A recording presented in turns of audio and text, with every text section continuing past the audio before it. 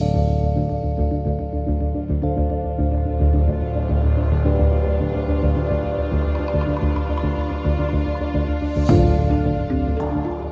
to Meditation Changes Everything. We've all heard that meditation is good for us.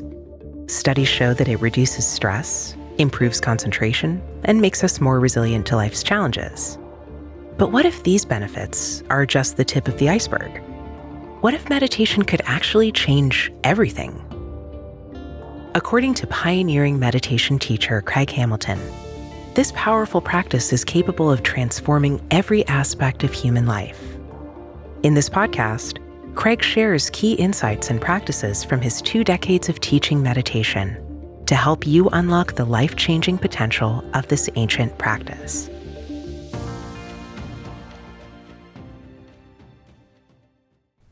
Hello, everyone, and welcome to our inaugural episode of Meditation Changes Everything. I'm Craig Hamilton, and I am delighted to be here with you. It's an honor that you've decided to join me for this very first podcast that I've ever recorded. For me, this is a new adventure, podcasting. If you know me, you know I've been sharing these meditation teachings in dozens of other ways for dozens of years, but this is the first time I've done this, and I'm really looking forward to this opportunity to keep sharing the profound, life-changing power of meditation with you. For those of you who don't know me, I've been meditating for over 40 years now, about 41 years, and I've done about 17,000 hours of meditation practice in that time. And over the past 15 years, I've taught meditation and other spiritual practices to tens of thousands of people all over the world, mostly online, but also through some live retreats, which we'll hopefully be getting back to in the years ahead, now that we're hopefully through this pandemic. So in all of that time, I have again and again been awe-inspired by the power of meditation to expand human consciousness, to open our hearts to higher possibilities, and ultimately empower us to live a truly inspired and even enlightened human life. So in these upcoming episodes, I'm going to share talks, inquiries, and guided meditations that will aim to help you access this profound depth and the transformational power of this practice. I imagine that if you're tuning into this podcast, you're probably already interested in meditation. You might even be a longtime meditator, like so many of the people who I reach with my programs. So hopefully you've already experienced some benefits from meditation. Most of us who've done some meditation have experienced some of the benefit, and we keep meditating because of those experiences. And of course, we're now well into the 21st century, and meditation has grown in popularity. We've all heard that meditation can help us in dozens of ways. It can reduce our stress, improve our concentration, make us more resilient in the face of life's challenges, make us more emotionally stable, less reactive, maybe even more creative and productive in our work. And in addition to those practical benefits, if you're on a spiritual path, you probably also know that meditation is designed to bring about other benefits, what we would call spiritual benefits, like inner peace, expanded consciousness, a connection to something greater than ourselves. But I just want to invite you to notice something here at the beginning. When I speak about meditation in the way I just was, when I give you a list of meditation's benefits, it kind of makes meditation sound like another good thing to add to your routine, like exercise or eating a healthy diet or getting a good night's sleep. Now you're going to add meditation, a little checkbox next to it. I did my meditation every day. I'm doing the right healthy things for my life. And I want to say, if that's where we're at with our meditation, that's not a bad thing. I mean, imagine what the world would be like if every human being had meditation on their daily checklist and actually did it, however imperfectly, whatever the meditation was. It would be a better world, right? Because bringing about all those kinds of benefits is going to, in itself, just change human consciousness and change this world, really. But meditation, when we really understand it, is about much more than that, much more than just something to check off on our list and something that'll bring about certain benefits for us. Meditation ultimately contains the seeds of a revolution that can transform every aspect of our lives, ultimately can transform life on earth, I believe. And I know that's a big claim, and it's actually the fundamental claim of this podcast. Meditation changes everything. So I want to take a little time today to explain what I mean when I say meditation changes everything. Like how much everything am I really talking about? So there are a few different ways to look at how meditation transforms us. And the first aspect of that I want to talk about is that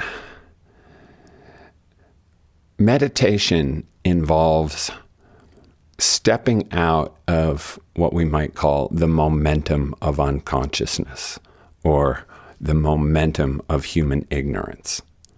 In other words, our individual and collective habits that have been running through the human race for millennia.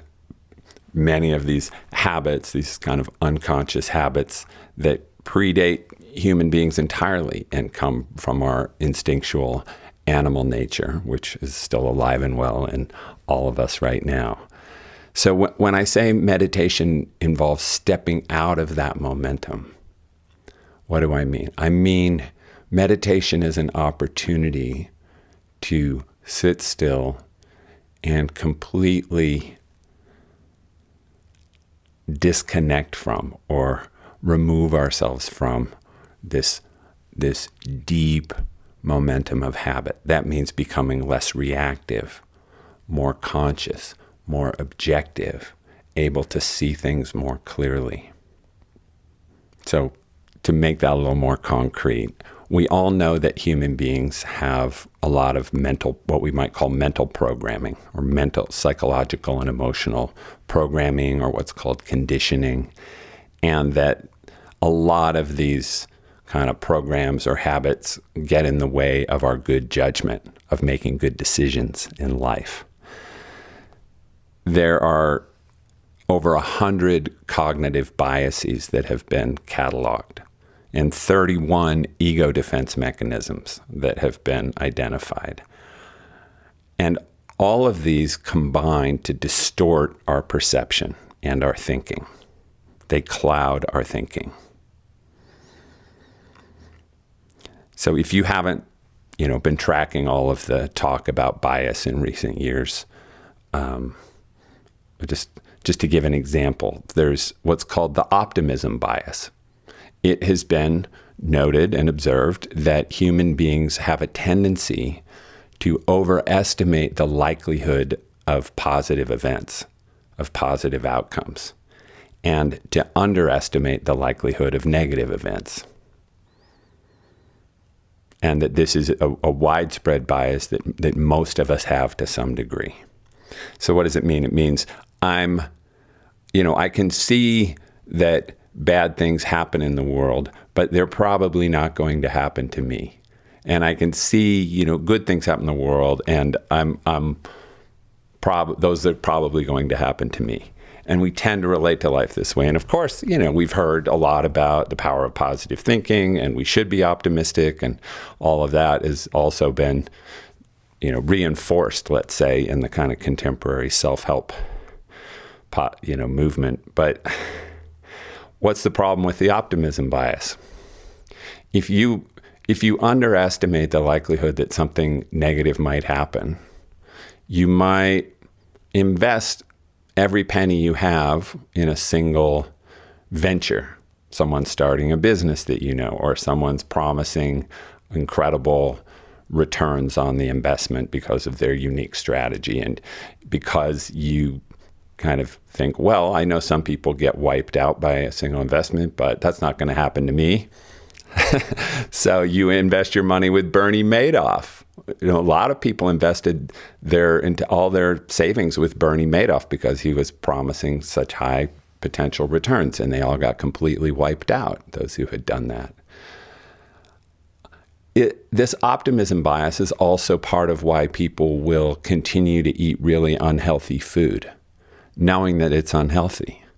Because they think, yeah, I've read the studies. I see that eating this way will increase my likelihood of all of these terrible diseases. But I'll be fine. It won't happen to me. I'm a pretty healthy person, and they'll keep eating all these things that they know that really are not good for them. Any of that sound familiar? So, those two examples I gave might not apply to you, but if you reflect in your life, you might see where this does apply. And so that's an example of one cognitive bias that humans have that really distorts our good judgment. So in addition to the cognitive biases, there are also, as I said, 31 documented ego defenses. This is the way that our ego or self-image defends itself by distorting our perception and clouding our cognition. Again, so one ego defense that many of us are familiar with is called rationalization. We engage in some kind of reactive, unconscious behavior, and then we attempt to explain it rationally to ourselves in a way that blocks kind of honest, constructive self-reflection, and then therefore makes it so we won't grow. We won't clean up the mess we made. We won't change as a result because we've rationalized it to ourselves to keep our self-image intact. So to give an example that many of us might be familiar with, we're all interested in meditation. Presumably we're at least somewhat spiritually oriented people. Most spiritually oriented people have a self-image of being a really good person, a caring person. So that means we're invested in seeing ourselves as a good, kind, compassionate person. And maybe we are. I mean, maybe you, I'm sure you are. I'm sure that relative to the mass of unconscious humanity, you are probably a relatively kind, caring, sensitive, compassionate person. But then what happens when one day you react in a way that's not so caring? Let's say you're stressed out, you're in a hurry, someone does something that irritates you, and you snap at them in a not very nice way. What do? Do you have the ability to really reflect on that and see, oh, wow, that was actually quite unkind of me, and that was probably pretty harmful to that other person, and I did that really because I was self-absorbed, and then really apologize for it, and also reflect in a way that you might change and be less likely to do that in the future. Is that what we do, or does our ego defense come up, our rationalization, and try to rationalize the behavior, thinking, well, I was in a rush, and the other person was doing that irritating thing, and we kind of create a story in our mind that protects our self-image that basically says, I'm not a bad person, I'm not mean, I didn't do anything mean, it sounded mean.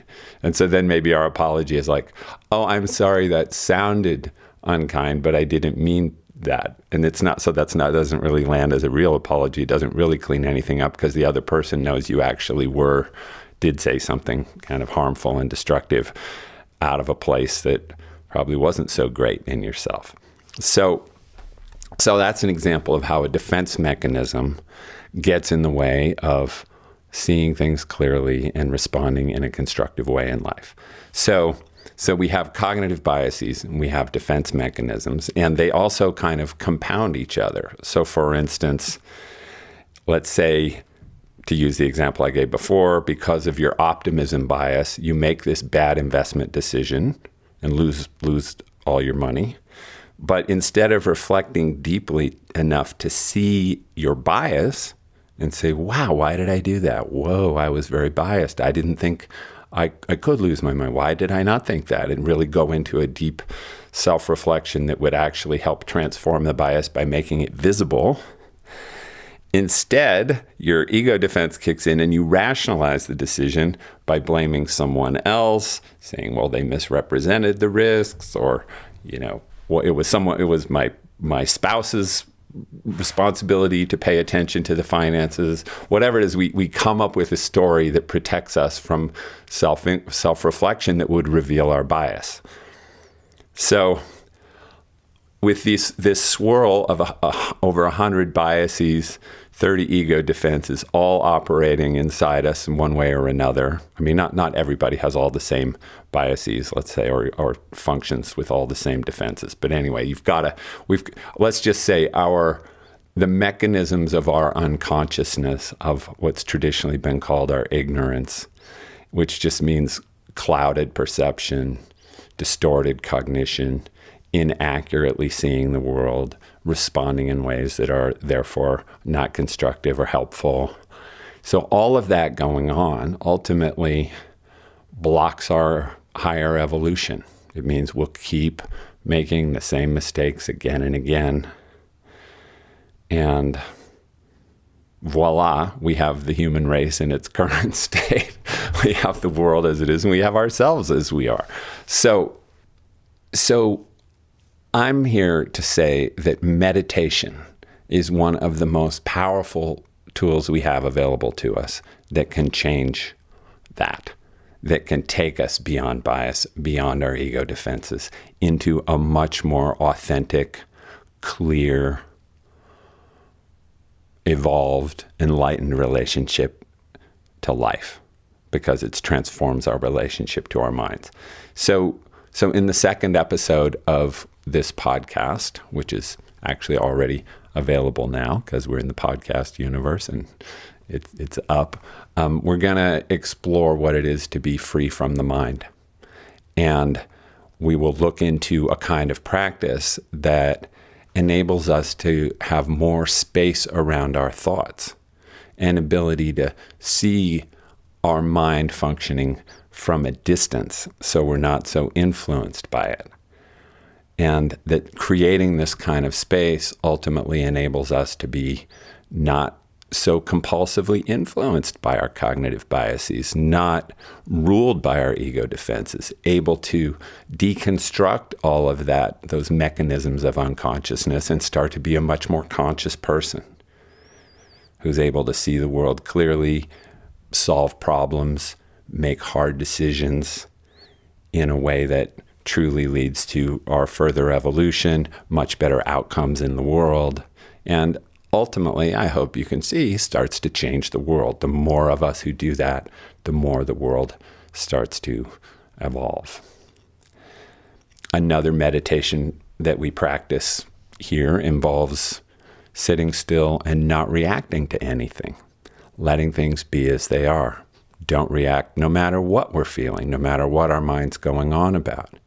So this practice of not reacting also helps unwind our tendency to be impulsive, emotionally driven, responding in a knee-jerk way to our unconscious drives. Again, creating someone who's more conscious, more awake.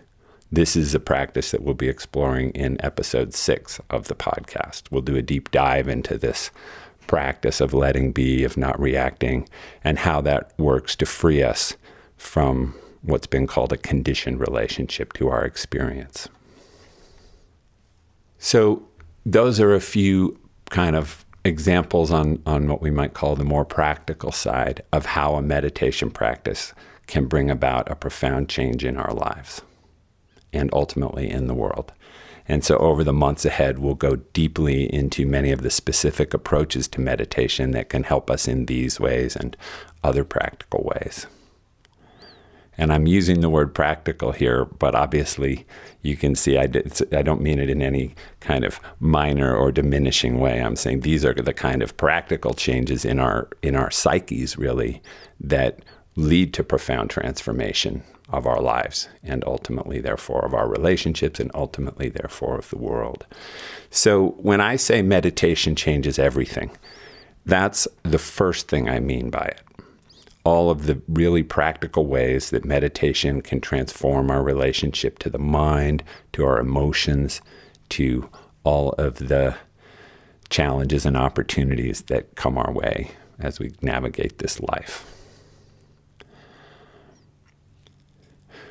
But even that, I would say, is just the tip of the iceberg when it comes to meditation's potential to transform us. There's a much more significant kind of transformation that meditation can bring about. And that's because meditation, in its essence, is a direct gateway to what has traditionally been called spiritual awakening. Awakening to who and what we are beyond the mind, beyond our emotions, beyond the conditioned egoic self. And spiritual awakening changes everything in ways that our minds can barely comprehend. Now, in today's world, spiritual awakening has been described in a lot of different ways. In some ways, I would say it's been kind of watered down. The profound significance of spiritual awakening has been diluted and often reduced to something much less meaningful and profound than it actually is. So I want to invite you to just kind of set aside whatever you've heard or know about spiritual awakening and just consider what I'm going to share with you about this. So spiritual awakening, authentic spiritual awakening, can be described and understood in several different ways, and I will be describing it in several different ways throughout the episodes ahead in this podcast. But the specific way I want to focus on it right now has to do with the discovery of what has been called our enlightened essence, or our true nature, or our Buddha nature, or our true self with a capital S. When we awaken to who we are beyond the mind, we discover another dimension of our being. That's why it's called our true nature. It's a deeper, truer dimension of who we are. So, one way to look at it is that we have our ordinary human nature, which is largely derived from our animal nature and then has evolved to a certain degree as we've become human with our complex human minds. So we have our ordinary human nature, but through meditation we can unlock a higher nature, a kind of super nature. So we have ordinary human consciousness, and then there's through meditation practice and through other spiritual pursuits, we can discover what's known as awakened consciousness, enlightened consciousness. This is the new higher consciousness that opens up when we awaken to our true nature spiritually. And this expanded consciousness opens up a completely different experience of being alive. And I know I'm speaking to an audience of people who probably had experiences of expanded consciousness. At least I hope you have to some degree. And you've probably tasted, maybe even in deep and profound ways, what it is to be living from a higher consciousness and how it completely transforms your experience of being alive. And when we talk about authentic spiritual awakening, we're talking about an experience of unimaginable freedom of being, as if kind of prison walls that we didn't know we were living in have been shattered or fallen to the ground, and we're in this expansiveness, this openness, this lightness of being, a sense that we're connected to a kind of limitless source of energy and of vitality, this experience of having come home to who we really are. And we realize, the person I thought I was is just a tiny part of who I am. I'm ultimately this limitless, this infinite beingness, and possibility just opens up wide.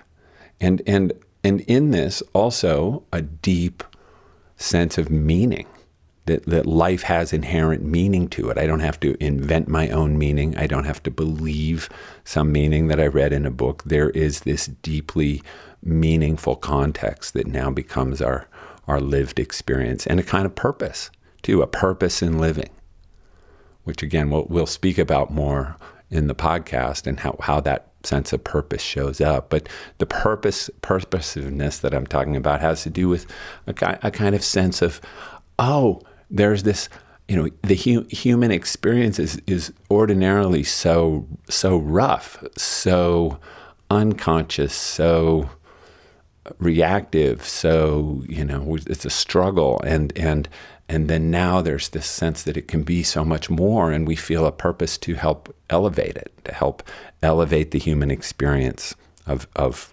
others around us, ultimately of everyone, to take this human endeavor to where it can go, that we now have discovered in ourselves. So spiritual awakening transforms our experience of life. It also unlocks really all of the great virtues that we aspire to. I mean, when we think about our lives and the kind of people we want to be, don't we all aspire to be embodiments of higher virtue, of human virtue? We want to be kind, compassionate, sensitive, empathic. We want to have inner strength and courage. We want to be people of integrity and character. We want to be open-minded, willing to hear the perspectives of others and learn what we don't know. We have a natural we want to have humility and not be arrogant people, not be people full of pride and overconfidence. So, and many other kind of, when we all think about, say, if I invited you to think about, what does a truly evolved or truly enlightened person look like? We think in terms of this embodiment of virtue. And that's right, because that is what spiritual awakening can bring about. It can unlock this natural flow of these virtues. Previously we maybe were striving to be a better person. We're all striving to be a better person, and that's good. But then we discover this higher nature, this awakened consciousness, and we realize, this is organically the source of virtue. And I can, through meditation practice, bring myself into alignment with the source of all that, and it becomes who I am.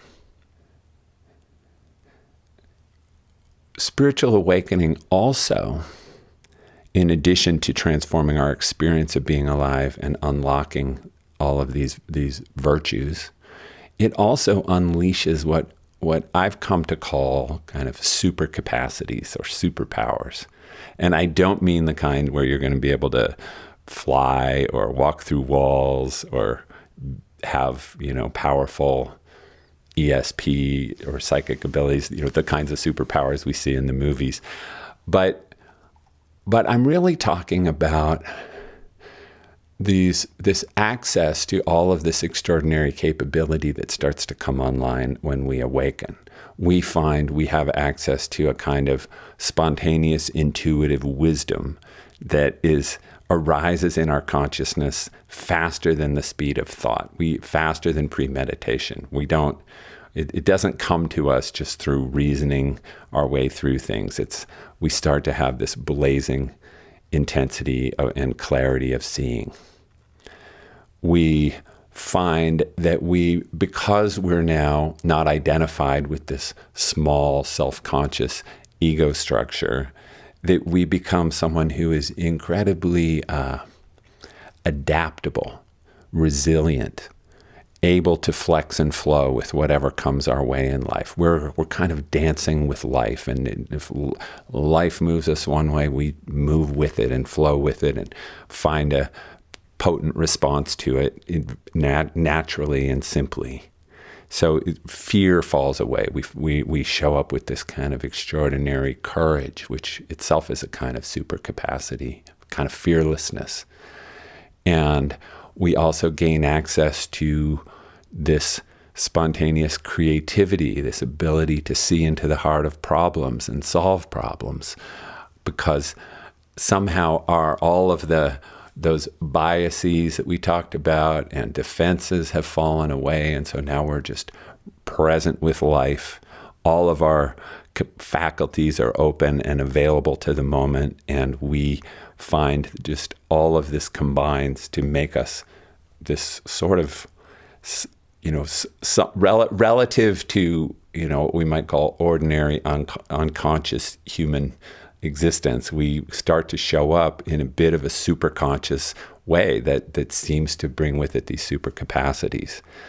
And again, I'm not going to go into all of them here, but just trying to give you an overview, because if you take all that together, that radically transformed experience of being alive, this unlocking of our higher virtues, and this unleashing of our supercapacities, I hope you can see why I'm saying meditation changes everything, because with spiritual awakening online, we ultimately become a completely different kind of person who's living from a different place in ourself, and whose impact on the world is exponentially more significant than it was prior to the emergence of awakened consciousness within us. And this is traditionally felt, and I will confirm it as a spiritual teacher. Meditation is one of the most potent practices we can do to catalyze spiritual awakening, because it gives us an opportunity to give all of our attention to being awake for a period of time every day, to practicing being awake. So this is the reason I created this podcast. It's the reason I'm calling it Meditation Changes Everything. And the meditation teachings and practices and inquiries that I'll be sharing here are all part of an approach to meditation that I've come to call the practice of direct awakening. It's a meditation practice that's designed to directly open you to awakened consciousness while you're meditating. So in other words, you're not doing a meditation technique in the hope that someday you'll experience some transformation in the future if you spend enough hours doing this meditation technique. This meditation is designed to awaken you each time you meditate. When you sit down to meditate, you are stepping into awakened consciousness through doing the practice. So it's removing time, it's removing the future from the equation. It's bringing you into this direct knowing of who you really are beyond the mind right now when you're in meditation. So it's a practice of being awake, which means we're practicing being the way awakened consciousness is. We're practicing aligning with awakened consciousness naturally. So I'm just going to give you a couple examples of what I mean, so this doesn't just sound abstract when I talk about the practice of direct awakening. So awakened consciousness shows up in very predictable ways, just like unenlightened consciousness shows up in predictable ways. Human beings are pretty predictable. We kind of know the way humans are going to react to things.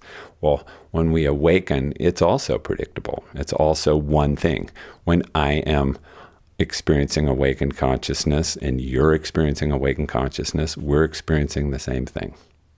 So one way awakened consciousness shows up is that it's naturally very easeful and content.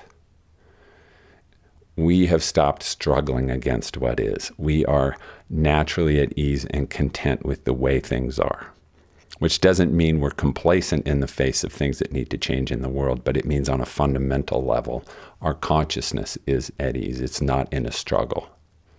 So there's this easeful, contented openness. That is something that we can practice in meditation.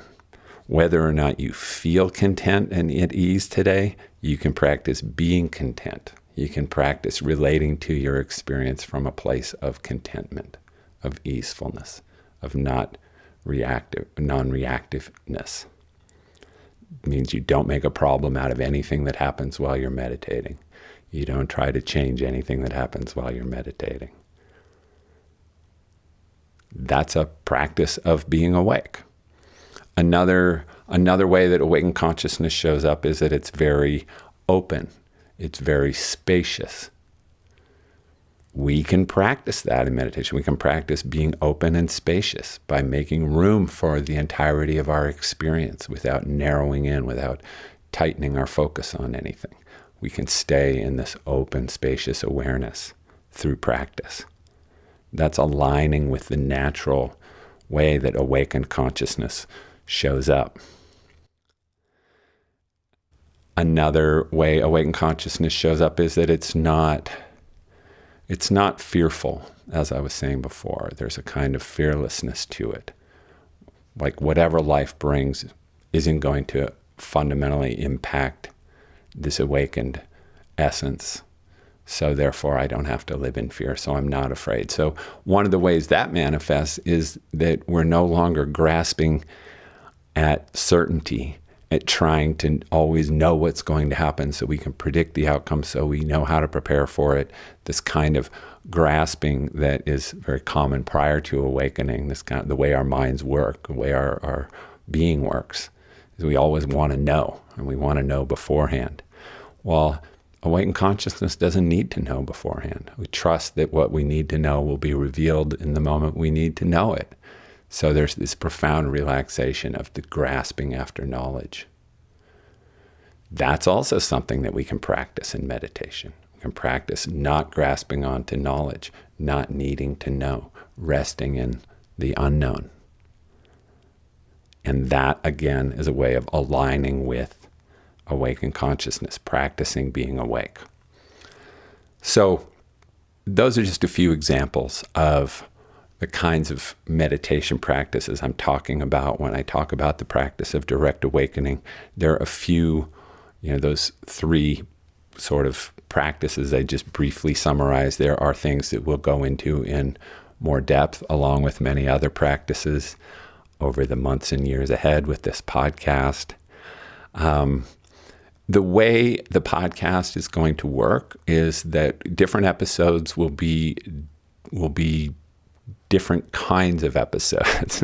I mean, you could say that's true of everything, but some podcasts are just interviews and they're all interviews, and others are just talks and they're all talks. So this podcast is going to mix it up a bit. So some episodes will be kind of in-depth, extended talks from me on a particular aspect of meditation. Another episode might feature my responses to questions from listeners, from you, where we'll feature a bunch of responses to questions to go deeper into some of the themes that we've been exploring. Other episodes we'll put out will just be guided meditations. We'll put out an episode that's, say, a 20-minute guided meditation, so you can just have a direct opportunity to experience the practice for yourself. And whatever else inspires me and our team over the months ahead will end up as an episode, I'm sure. So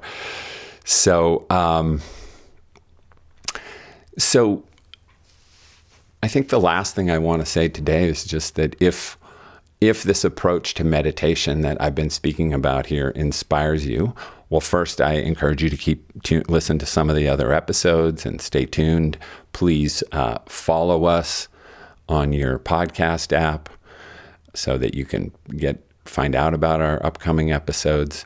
But if you want to, upon hearing what I described today, you want to immediately experience a somewhat deeper dive into the kind of meditation I'm talking about, I want to invite you to tune into a 90-minute online workshop that I'm hosting called Meditation 2.0, The Miracle of Direct Awakening.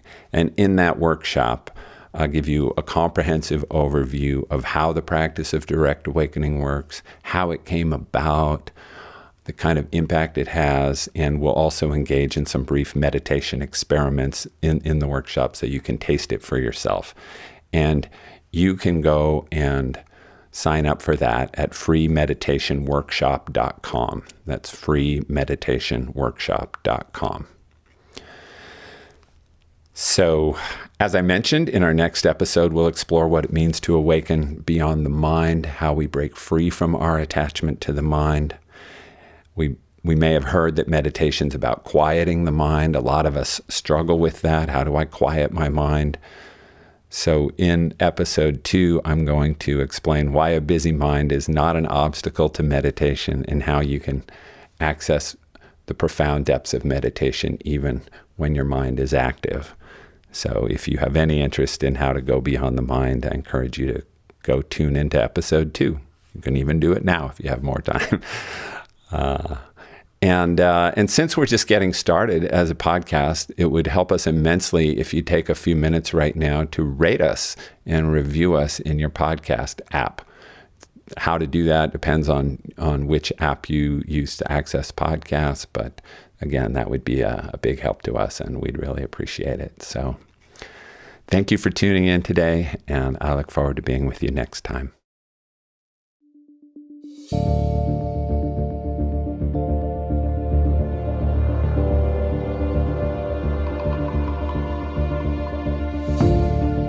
If you enjoyed today's episode, we hope you'll share our show with others.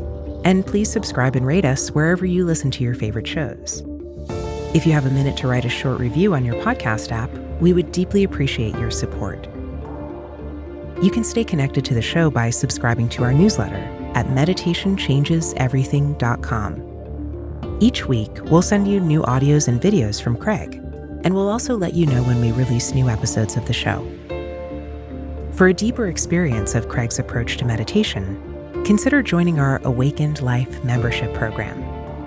Each month, you'll receive in-depth teachings and guidance, including a meditation workshop, 4 guided meditations, and a live online retreat with Craig. And when you register today, you can receive your first month for 50% off. Go to awakenedlifemembership.com to learn more and enroll. That's awakenedlifemembership.com. Check out our show notes for links to all the ways you can stay in touch with Craig's work. Meditation Changes Everything is created by Craig Hamilton, Susan Fries, Mason Ewald, Stephanie Murphy, Will Bowman, and Richard Klein. From all of us, thank you for tuning in.